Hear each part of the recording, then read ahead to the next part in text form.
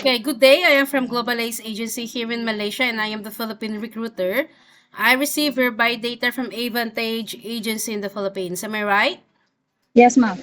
Can you speak English or can you understand English? Yes, ma'am. Are you a 100% willing to come and work here in Malaysia?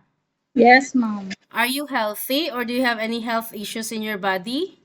I'm healthy, ma'am. If you feel unwell, better stay in the Philippines so that you won't give us problem also at the same time, okay? Okay, ma'am. Do Yes, you ma'am. have any friends or any family members working here? No, ma'am. Our interview, this is recorded and it will be uploaded in our YouTube channel. But at the same time, your profile will be uploaded in our website. Do you agree? Yes, ma'am. Is this your first time working abroad? No, ma'am. Okay, can you help me introduce yourself, please? Help me introduce yourself, ate. Okay. Good afternoon. My name is Ameline Monchal Reala. I'm 42 years old, single, uh, high school graduate from Manila, Philippines. Okay, I need to know some few more details from you. Do you have children? No, ma'am. I have no children. When is your birthday? June 12, 1982. What is your height and your weight? Height, ma'am? Yes, ma'am. What is your height and your weight? My height, 5'2". My weight is 69. 65 or 69? I 65. Sorry. Are you sure that you are 65? Yes, ma'am. What is your religion? INC, ma'am.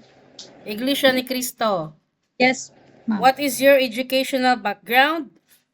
High school graduate, ma'am. Is your family allow you to come and work here in Malaysia? Yes, ma'am. How many brother and sister do you have and what is your rank in your family? I have 5 brothers and 4 sisters. I'm a third in the family. What about your parents? How old is your parents and what is their occupation? My mom is 64 years old. She's senior citizen, stay in my home. My dad is deceased. Oh, sorry? Deceased. Deceased. Okay. So, who will going to take care of your mom once you come to work here in Malaysia? My sister and my brother. Your sister and your brother. Okay. So, do you have any you mentioned that this is not your first time working abroad, right? Yes, ma'am. In which country did you work before? I work in Muscat, Oman. I Oman. have years experience How as a many domestic. years you work Three, there? 3 years, ma'am. Okay. What year did you started working there and what year did you finished working? I start 2012 to 2016. So, you worked for 3 years and how many months? 6 months. 3 years and 6 months. So can you share it with me? What are your duties, your previous employment in Oman? Uh, his name is Michal Mahmoud Sumar Asajali. He is a 42 years old. I work in the house for taking care of the children, cooking, ironing, laundry, and wash the dish. You do house chores also? Yes. How Ma'am. old are those children that you take care? 5, 9, 11, and 14. Are you the only helper inside the house? No, only one. So you are only the helper inside the house. What happened? Why you decided to go back home in the Philippines and didn't Because I continue working to this employer? because I'm finished contract, ma'am. Finish contract. After 2016, do you have any working experience? Yes, ma'am. Here in local, Is in the it stay Philippines. in maid or housemaid also? Housemaid also, How ma'am. many years you worked there? 4 years, ma'am. What year did you started and what year did you stop working? I start 2019 to 2024. Okay, so can you share it with me? What are your duties there? Uh, I take care of the children, ironing, cleaning, cooking, and wash the clothes. How many children you take care?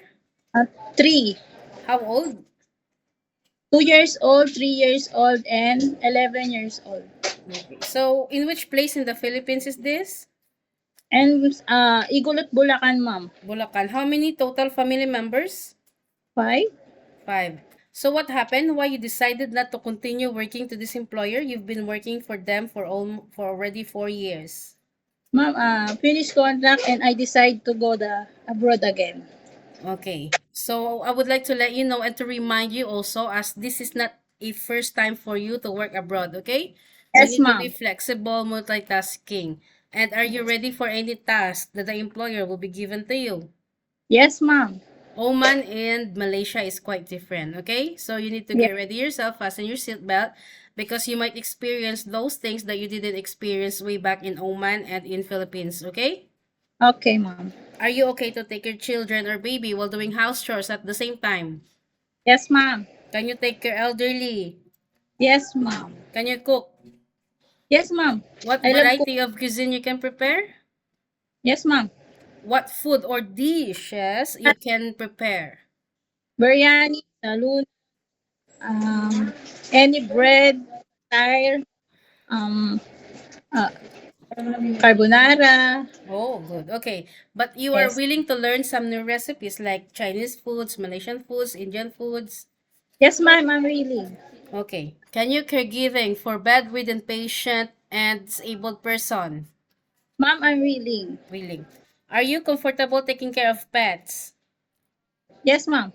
Yes, So, as I have mentioned, you have a 2 years contract. You will going to sign a 2 years contract.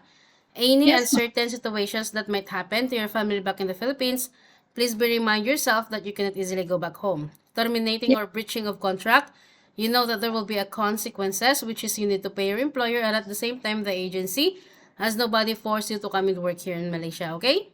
Okay, ma'am. How do you fight your homesickness? Um, when I'm sickness, ma'am, I pray. Then I focusing my work. Okay. Are you aware that usage of mobile handphone, you are not allowed to hold your phone during 24 hours, okay? But you Okay, ma'am. can hold it during nighttime only after you finish your job for the whole day, and you will render your phone on the next morning before you start your work. Of course, you are entitled to have a rest once a week, but you are not allowed to go out on your rest day.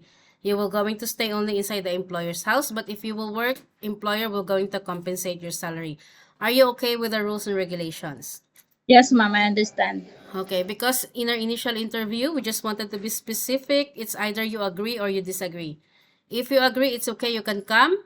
Don't give us trouble. But if you disagree, better stay in the Philippines so that you won't give us problem also at the same time. Okay? Okay, okay, ma'am. Always remind yourself why you wanted to come and work abroad, because you wanted to sustain your family's needs and you wanted to have a better future for yourself. Okay? Okay, ma'am. In Philippines, you can do whatever you want, but here in Malaysia, no such a thing. You need to Okay. respect the employer, you need to follow the rules and regulations, respect the culture of the employer. If there Yes. is any problem or any concerns, inform your employer, because you will be the one working inside the premises for 2 years. Yeah? Okay, yes, ma'am. Understand. Understand, huh? Yes. I think that's all for now. Thank you for your time. It was my pleasure meeting you, Ameline. Ameline, right? But please Yes. stay connected through WhatsApp, because Globalize agents will going to contact you to conduct an interview together with the employer. Okay? Okay, ma'am. Thank you Thank so you. much and have a good day.